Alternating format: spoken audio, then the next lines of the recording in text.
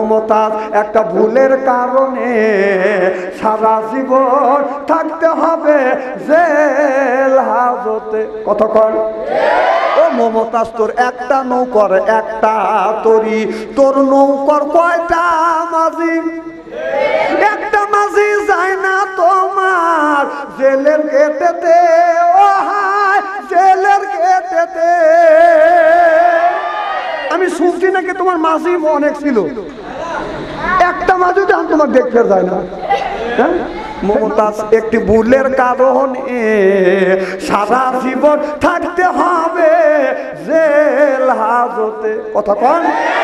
মমতাজ একটা ভুলের কারণে সারা জীবন থাকতে হবে জেল হাজতে। ওই জীবন মরা জইলে পুরা মরিতে হবে, জইলে পুরা মরিতে হবে তুষের আগুনে।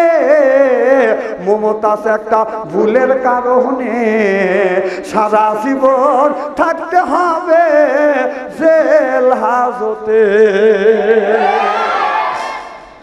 ওদের আলেমদেরকে গালি দিছ, আলেমদেরকে গালি দিছ সংসদে বসে। মমতাজ একটা ভুলের কারণে সারা জীবন থাকতে হবে জেল হাজতে। জইলে পুইরা মরতে হবে, জইলে পুইরা মরতে হবে তুষের আগুনে। এই মমতাজ রশিদ সরকার না কি জানি সরকার বলছিল যে আল্লাহ রসুল গায়ান শুনতে শুনতে ঘুমিয়ে পড়ছে, তার জন্য 50,000 টাকা পুরস্কার দিতে চাইছিল সরকার।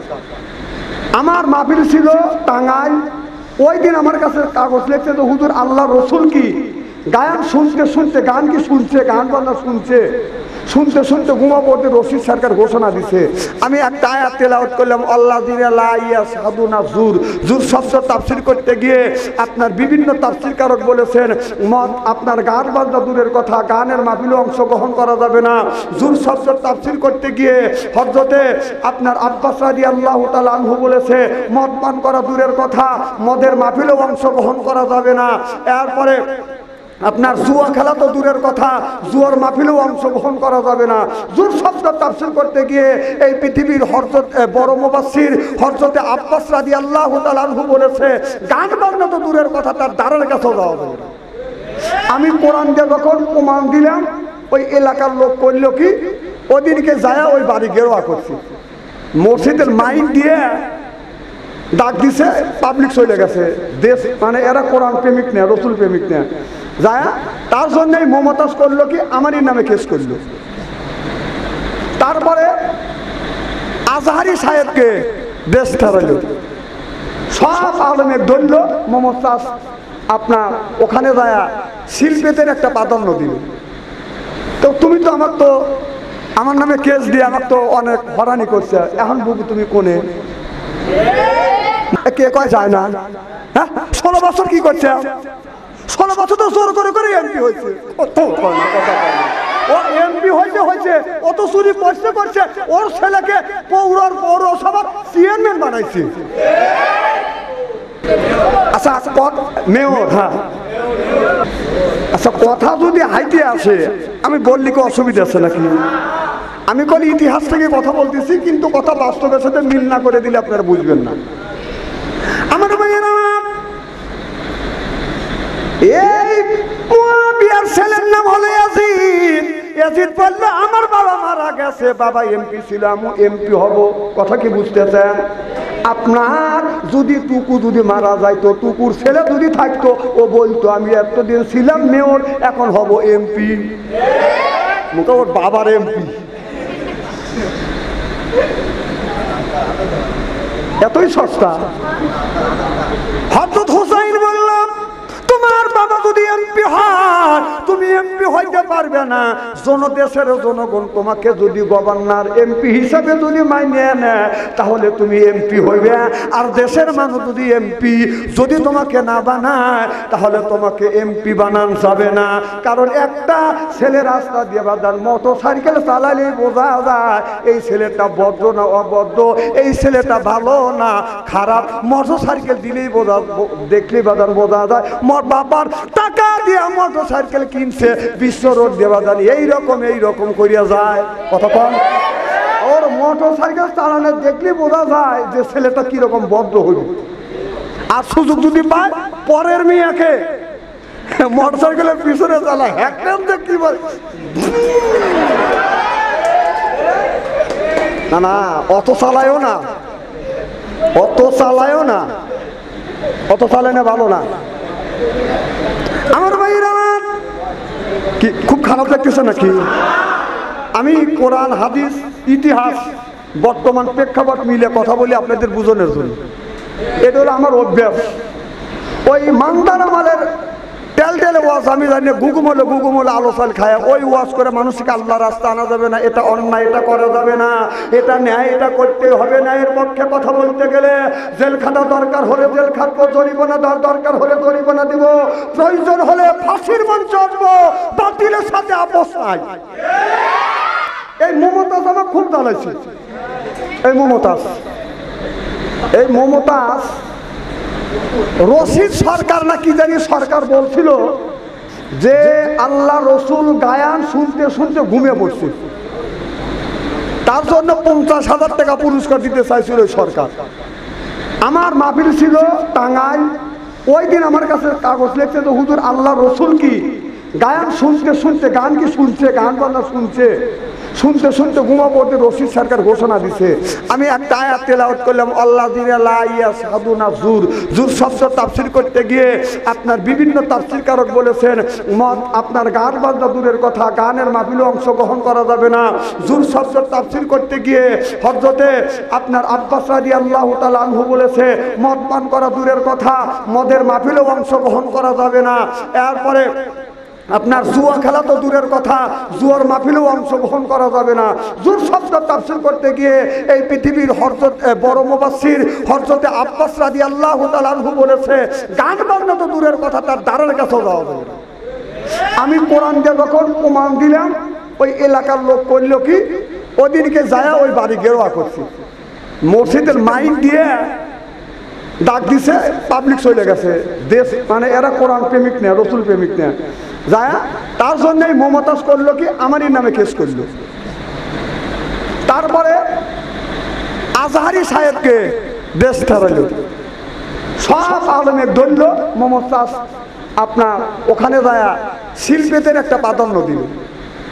তো তুমি তো আমার নামে কেস দিয়ে আমার তো অনেক হয়রানি করছে, এখন বুবু তুমি কোনে? মমতাজ একটি ভুলের কারণে সারা জীবন থাকতে হবে জেল হাজতে। কথা কন, মমতাজ একটা ভুলের কারণে সারা জীবন থাকতে হবে জেল হাজতে। ওই জীবন মরা জইলা পুরা মরিতে হবে, জইলা পুরা মরিতে হবে তুষের আগুনে। মমতাজ একটা ভুলের কারণে সারা জীবন থাকতে হবে জেল হাজতে। ওদের আলেমদেরকে গালি দিছ, আলেমদেরকে গালি দিছ সংসদে বসে। মমতাজ একটা ভুলের কারণে সারা জীবন থাকতে হবে জেল হাজতে। জইলে পুইরা মরতে হবে, জইলে পুইরা মরতে হবে তুষের আগুনে। মমতাজ একটা ভুলের কারণে সারা জীবন থাকতে হবে জেল হাজতে। কতক্ষণ? ও মমতাজ তোর একটা নৌকর একটা তরি, তোর নৌকর কয়টা মাঝি? একটা মাঝি যায় না তোমার জেলের গেটেতে, ও হায় জেলের গেটেতে। মাঝি অনেক ছিল, একটা মাঝি তো তোমার দেখতে যায় না। হ্যাঁ, এই মাঝি কিন্তু গেল কই? আমার ভাইয়ের আমার হযরত হুসাইন বলল, তোমার বাবা রাষ্ট্র, তোমার বাবা গভর্নর ছিল, তোমার বাবা এমপি ছিল। এখন জনগণ যদি তোমাকে মানে তাহলে তুমি এমপি হইবে, আর জনগণ যদি তোমাকে না মানে তাহলে তুমি গভর্নর এমপি হইতে পারবে না। এবার এজিদ বলল, হুসাইন আমি তোমার এই কথা শুনবো না। এইটা নিয়ে হযরত হুসাইন হাসান রাদিয়াল্লাহু তাআলা আনহুর সাথে বদম দ্বন্দ্ব বেঁধে গেলেন। হযরত হুসাইন রাদিয়াল্লাহু তাআলা আনহুর সাথে বদম দ্বন্দ্ব বেঁধে গেলেন। হযরত হাসান রাদিয়াল্লাহু তাআলা আনহু বাদান বিয়ে করবে, ও বাদান বিয়ে করছে, কিন্তু একজন মহিলা নাম হলো বাদান, তার এই মেয়েটা বাদান বিয়ে করবে। এই মেয়েটা যখন বিয়ে করবে, এই মেয়েটা বাদান বিয়ার আগে হাসান রাদিয়াল্লাহু তাআলা আনহুর আগে বিয়ে হওয়ার আগে বাদান ওই মেয়েটার বিয়ে হয়েছিল। তার স্বামীর নাম হলো বাদান আক্কাস আলী। আক্কাস যখন মারা গেলেন, আক্কাসের বউ বাদান বিধবা হলেন। এই মেয়েটা বাদান যুবতী একজন মহিলা, এখন তার বিয়ে করতে হবে। হযরত হুসাইন হযরত হাসান রাদিয়াল্লাহু তাআলা আনহু হযরত হুসাইনকে বলল, হুসাইন হুসাইন রে, আমি আক্কাসের বিবিকে বিয়ে করতে চাই, দ্বিতীয় বিবি হিসেবে আমি বানাতে চাই। এবার হযরত হুসাইন রাদিয়াল্লাহু তাআলা আনহু বললেন, ভাই হাসান, আপনি যদি বিয়ে করেন তাহলে আমি আর গদকালি করতে চাই। সুবহানাল্লাহ বললেন না?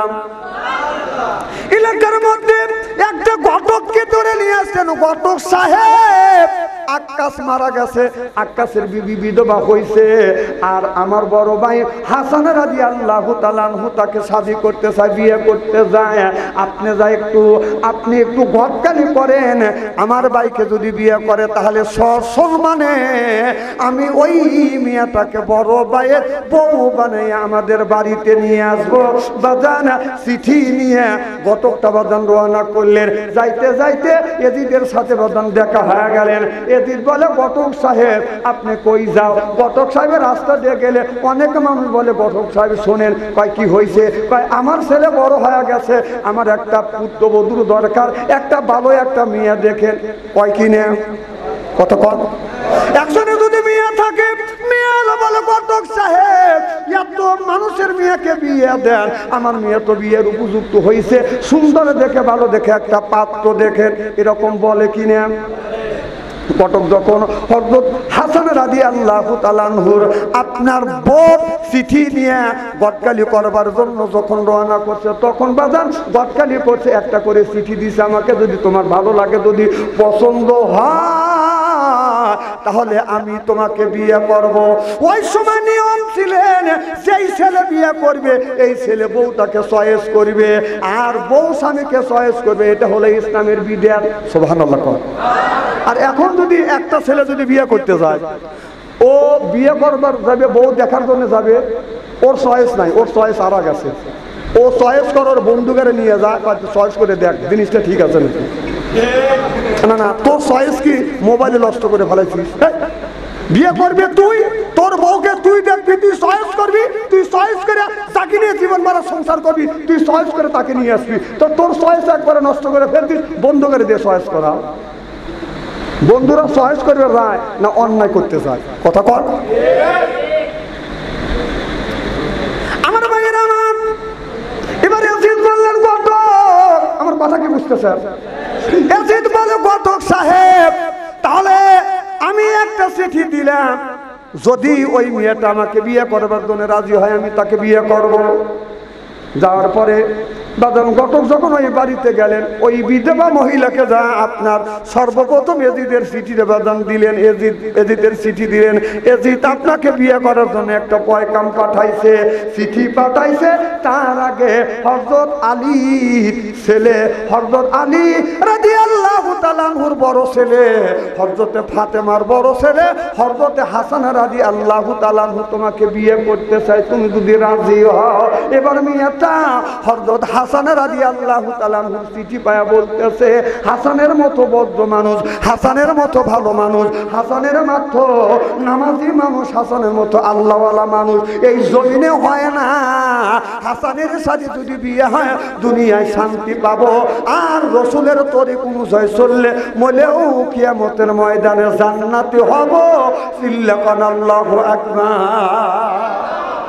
এদিন যুবকদের বলবো, যুবক তোমরা যে সব মানে জিন্সের প্যান্ট পরিয়ে পাংপুং করে যে যা মেয়েদের কাছে, তোদেরকে মেয়েরা চয়েস করে নাকি? নামাজি হও, নামাজি হও, মেয়েদের পিছনে ঘুরবে কেন? এখনকার মেয়েরা রাস্তা যদি হাইটে যায়, যুবকরা পিছনে পিছনে যায়, তাই একজন দুইজন না, 3-4 বন্ধু পিছ যায়। মেয়েদের যা পিছন থেকে বলে এক্সকিউজ মি, এই দিনই তো পার্সেন্টেল খুলে দেখা। কারণ প্রত্যেকটা মেয়ে বিয়ে করতে চায় যে ছেলেটাকে আমি বিয়ে করবো ছেলেটা বদ্ধ কিনা, ছেলেটা নামাজে কিনা, সুশিক্ষিত কিনা। তুমি কে মেয়েদের পিছনে করো যুবক? তোমরা কেন যুবকদের মেয়েদের পিছনে ঘুরবে? তুমি নামাজি হও, নামাজ পড়ো, পড়াশোনা করো, শিক্ষা অর্জন করো, চাকরি করো, ব্যবসা করো। মেয়ের পিছনে তোমাদের ঘুরতে হবে না। মেয়ে ঘুরবে, মেয়ের মা ঘুরবে, মেয়ের বাপ ঘুরবে। কথা করো, এমনি করো। না না, ছেলে ভালো হলে ঘোরে না, ঘোরে। ও কয় যে কথা কয় না যে মেয়ের মন নাই, তুমি তালাই দিয়ে করবো।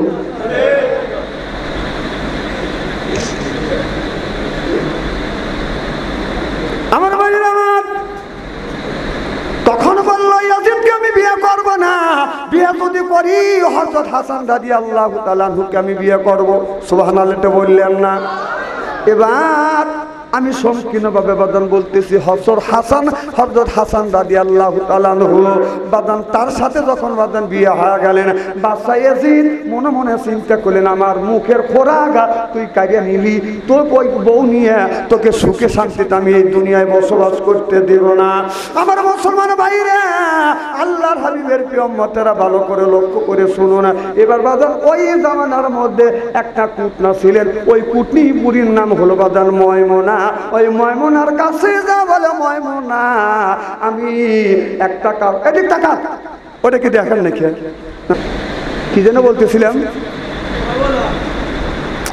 বুঝলাম না কি যেন বলতেছিলাম। ময়মুনা, এই ময়মুনা কুটনিকে বললে যে হযরতে হাসান রাদিয়াল্লাহু তাআলা আনহুকে যদি তুমি বিষ খাওয়াইয়া মারতে পারো তাহলে তোমাকে 1 লক্ষ টাকা পুরস্কার দেবো। এবার ময়মুন কুটনি বললেন, তুমি আমাকে চেনো না, আমি এমন ধরনের কুটনি, এক গাভীর বাছুর নিয়ে অন্য গাভীতে আমি লাগাইতে পারি, একজনের বউ নিয়ে অন্যজনকে আমি দিতে পারি। এবার বলল, বুড়ি মা এই যে একটা বিষ দিলাম, এই বিষ দিয়ে বিষ খাওয়াইয়া যদি হযরত হাসানকে যদি মারতে পারো, বুড়ি মা বিনিময় আমি তোমাকে 1 লক্ষ টাকা দিব। এবার টাকার লোভে এই বুড়িটা বাদান কি করলেন, একটা বিষের টুকরো বাদান হাতে নিয়ে গেলেন। এবার হাতে যাই হাতে করে নিয়ে বাদান ওই ময়মুনা কুটনি বাদান চলে গেলেন হযরত হাসান রাদিয়াল্লাহু তাআলা আনহুর বাদান 2 নাম্বার বিবির কাছে যা বলতে, তুমি আমার খালাতো বোন, তুমি আমার বোনের মিয়া, খালাতো বোনের মিয়া, আমি তোমার খালা হই, তোমার মা মারা গেছে আর তুমি তোমার বিয়ে হয়ে গেছে। ও বোনজি, আমি তোমার খালা, তোমার ওই সতীনের মধ্যে বিয়ে হয়ে গেছে, আমি জানি সতীন কাটা বিষম কাটা, কাটা বড়র গা 203 জর্গা করে নারদ লাগে পাঁচ, ইমতিতে মরে তিতে আরো তিতে তার চাইতে বেশি তিতে 203 ঘর। চিল্লা কন ঠিক কিনে? একটা পুরুষের 4টে বিয়ে করা যায় আছে, যারা বিয়ে করছে তারা খুব খুশি হয়েছে। না না, আমি বিয়ে করার অনুমতি দিতে পারি না। আমার কথা শোনেন, আল্লাহ রাসূল যতদিন পর্যন্ত কিন্তু মা খাদিজাতুল কুবরা দুনিয়ায় জীবিত ছিল, এর আগে তিনি দ্বিতীয় বিয়ে করেন নাই। মা খাদিজাতুল কুবরা দুনিয়ার থেকে ইন্তেকাল করবার পরে আল্লাহ রাসূল পরে এবার বিয়ে করলেন 10টা। আমার কথা কি বুঝতেছেন? হযরতে ফাতেমা রাদিয়াল্লাহু তাআলা আনহা যতদিন দুনিয়ায় জীবিত ছিল এতদিন হযরত আলী দ্বিতীয় বিয়ে করেন নাই। হযরতে ফাতেমা যখন দুনিয়ার থেকে বিদায় হয়ে গেলেন, হযরত আলী ফাতেমার জন্য পাগল হয়ে গেলেন। নবীর সাহাবীরা চিন্তা করলে যদি এই সময় হযরত আলীকে যদি বিয়ে না করায়, এত বড় সাহাবী, এত বড় আলেম, সে পাগল হতে পারে, এজন্য জোর করে তাকে বিয়ে করেছিল। সুবহানাল্লাহ, এটা জোর করে। দ্বিতীয় বিয়ে করা জায়েজ আছে। এই অনেক মোল্লারা কয় দ্বিতীয় বিয়ে করো। আমার কথা হলো যে মোল্লারা যে কয় দ্বিতীয় বিয়ে করো, কোন মোল্লা দ্বিতীয় বিয়ে করে? তো তুমি যে দ্বিতীয় বিয়ে করার অনুমতি দিলে, দ্বিতীয় বিয়ে করা জাল আছে না? কথা কয় জাল আছে না? মেয়েরা সমস্ত কিছুর ভাগ দিতে চায়, কিন্তু স্বামীর ভাগ দিতে চায় না। আমার ভাইয়ের আমার যা বলেন, এ জয়নব, তুমি আমার বোনের মেয়ে, আমি জানি তোমার স্বামী এই ভালোবাসা দুজনকে দেয়, তোমার স্বামী তোমাকে বেশি ভালোবাসে না। যখন সুন্দর করে এই কুটনি যখন বুঝ দিছে, বলতেছে তাহলে আমার স্বামী আমার ঘরে আসবে, আমার কাছেই থাকবে, আমার কথা শুনবে। যদি দুই বিয়ে যদি কেউ করিয়া থাকে, আপনাদের এলাকার দুই বিয়ে আছে কিনা জানি না, আমার বাড়ির পাশে বাজান দুই বিয়ে আছে। আপনার স্বামী বাজান বড় বউ কয় স্বামী জানি আমার কাছেই থাকে, ছোট বউ কয় স্বামী যেন আমার কাছেই থাকে, এইটা নিয়ে দ্বন্দ্ব লাগে। এজন্য মেয়েরা সবকিছু ভাগ দিতে চায়, স্বামীর ভাগ দিতে চায়।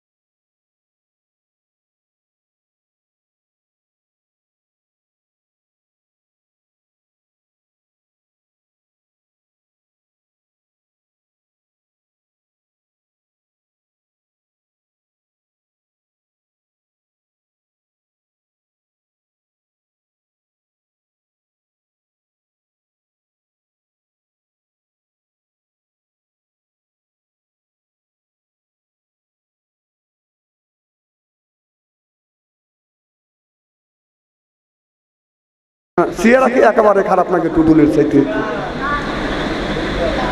ওরা তো ব্যর্থ লোক, আমরা তো ব্যর্থ লোক না। ব্যর্থ লোক আমরা দেখলেই দিছে ভাই।